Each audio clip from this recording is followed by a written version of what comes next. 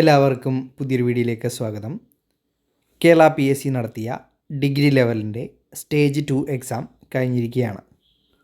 അപ്പോൾ ഈ എക്സാമിൻ്റെ ഒരു അനലൈസും അതുപോലെ തന്നെ കട്ട് ഓഫ് മാർക്ക് എത്രയാവും എന്ന് ഒരു അനാലിസിസുമാണ് ഈ വീഡിയോയിൽ ഉൾപ്പെടുത്തിയിരിക്കുന്നത്. എക്സാമിൻ്റെ സ്ട്രക്ചർ എന്ന് പറഞ്ഞത് 100 മാർക്കിൻ്റെ OMR ചോദ്യങ്ങളാണ് ചോദിച്ചത്. ഇതിൽ general knowledge, history, geography, economy എന്നീ വിഷയങ്ങളിൽ നിന്നും 50 മാർക്കുണ്ടായിരുന്നു. അതുപോലെ തന്നെ സിമ്പിൾ അരിത്തമെറ്റിക് ആൻഡ് മെൻ്റൽ എബിലിറ്റിയിൽ നിന്നും 20 മാർക്ക്, ജനറൽ ഇംഗ്ലീഷിൽ നിന്നും 20 മാർക്ക്, റീജിയണൽ ലാംഗ്വേജിൽ നിന്നും 10 മാർക്ക്. അങ്ങനെ ആകെ 100 മാർക്കിൻ്റെ ചോദ്യങ്ങളാണ് ഇതിൽ ഉണ്ടായിരുന്നത്.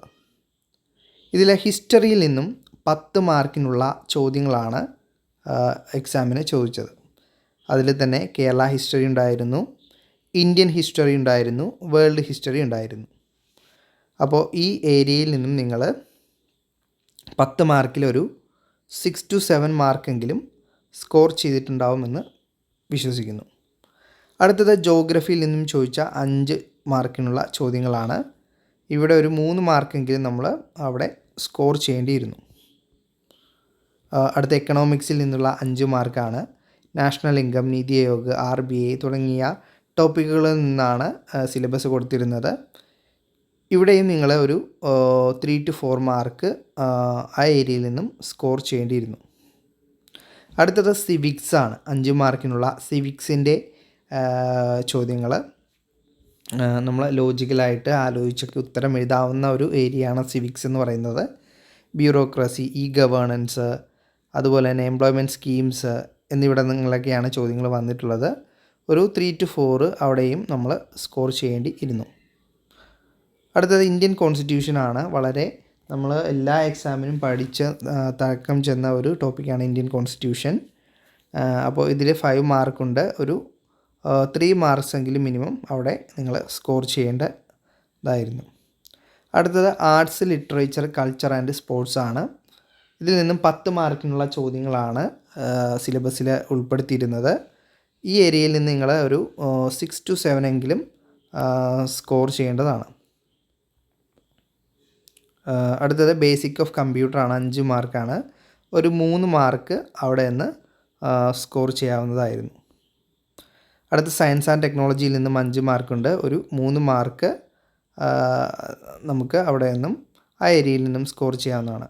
അങ്ങനെ ആകെ 50 മാർക്കിനുള്ള GK ചോദ്യങ്ങളിൽ നിന്നും നമുക്ക് ഒരു 25 to 30 മാർക്ക് എന്തായാലും അവിടെ സ്കോർ ചെയ്യേണ്ടതായിരുന്നു. അപ്പോൾ നമുക്കൊരു ആവറേജ് 30 മാർക്ക് അവിടെ എടുക്കാം. അടുത്തത് പാർട്ട് 2 ആണ്. സിമ്പിൾ അരിത്തമെറ്റിക് ആൻഡ് മെൻ്റൽ എബിലിറ്റിയിൽ നിന്നും ചോദിച്ച 20 ചോദ്യങ്ങളിൽ നിന്നും ഒരു 15 മാർക്ക് എങ്കിലും നമ്മൾ അവിടുന്ന് സ്കോർ ചെയ്യണം. അത് തന്നെ 2 സെക്ഷനായിട്ടാണ്. അരിത്തമെറ്റിക് ഉണ്ട്, മെൻ്റൽ എബിലിറ്റി ഉണ്ട്. ഒരു 7-8 മാർക്ക് അരിത്തമെറ്റിക്കിൽ നിന്നും മെൻ്റൽ എബിലിറ്റിയിൽ നിന്നും സ്കോർ ചെയ്ത് കഴിഞ്ഞാൽ 15 മാർക്ക് നമുക്ക് അവിടെ സ്കോർ ചെയ്യേണ്ടതായിരുന്നു. അടുത്തത് ഇംഗ്ലീഷിൻ്റെ സെക്ഷനാണ്.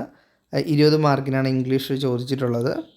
ഇംഗ്ലീഷിൻ്റെ സെക്ഷനിൽ നിന്ന് നമുക്ക് ഒരു 13 മുതൽ 15 വരെയുള്ള മാർക്ക് ആ ഏരിയയിൽ നിന്നും നമ്മൾ എന്തായാലും സ്കോർ ചെയ്യേണ്ടതായിരുന്നു. അടുത്തത് മലയാളമാണ്. മലയാളം സെക്ഷനിൽ നിന്നും റീജിയണൽ ലാംഗ്വേജ് മലയാളത്തിൽ നിന്നും 10 മാർക്കിൽ ഒരു 6 to 7 മാർക്ക് നിങ്ങൾ അറ്റംപ്റ്റ് നടത്തിയിട്ടുണ്ട് എന്ന് വിശ്വസിക്കുന്നു. അങ്ങനെയാണെങ്കിൽ 100 മാർക്കിനുള്ള ചോദ്യത്തിൽ സെക്രട്ടറി അസിസ്റ്റൻറ്റിന് വേണ്ടിയിട്ട് നിങ്ങൾക്ക് അടുത്ത സ്റ്റേജിലേക്ക് വരണമെങ്കിൽ തീർച്ചയായിട്ടും 50-ന് മുകളിലുള്ള മാർക്ക് സ്കോർ ചെയ്യണം. കട്ട് ഓഫ് മാർക്ക് എന്ന് പറയുന്നത് എന്തായാലും ഒരു 50 to 55 റേഞ്ച് ആയിരിക്കും പ്രിലിമിനറി ആയതുകൊണ്ട് സെക്രട്ടറി അസിസ്റ്റൻറ്റിൻ്റെ കേസിൽ വരുന്നത്. ഇനി മറ്റുള്ള SI പോലുള്ള ടെസ്റ്റുകൾ എടുത്തു കഴിഞ്ഞാൽ അതിന് ഫിസിക്കൽ കൂടെ ഉള്ളത് കൊണ്ട് തന്നെ 50 ബിലോ മാർക്ക് മേടിച്ചാൽ നിങ്ങൾ അതിൻ്റെ ഷോർട്ട് ലിസ്റ്റിൽ ഉൾപ്പെട്ട് വരുന്നതാണ്. അതിൻ്റെ ഒരു സേഫ് മാർക്ക് എന്ന് പറയുന്നത് ഒരു 45 to 50 ആണ്. ഇനി റേഞ്ച് ഓഫീസറിൻ്റെ എക്സാം ഉണ്ടായിരുന്നു. അതിനും 50 to 55 തന്നെയായിരിക്കും കട്ട് ഓഫ് മാർക്ക് വരിക. കാരണം അതിന് പോസ്റ്റുകളുടെ എണ്ണം കുറവായതുകൊണ്ട് തന്നെ സ്വാഭാവികമായിട്ടും കട്ട് ഓഫ് മാർക്ക് ഉയരുന്നതാണ്.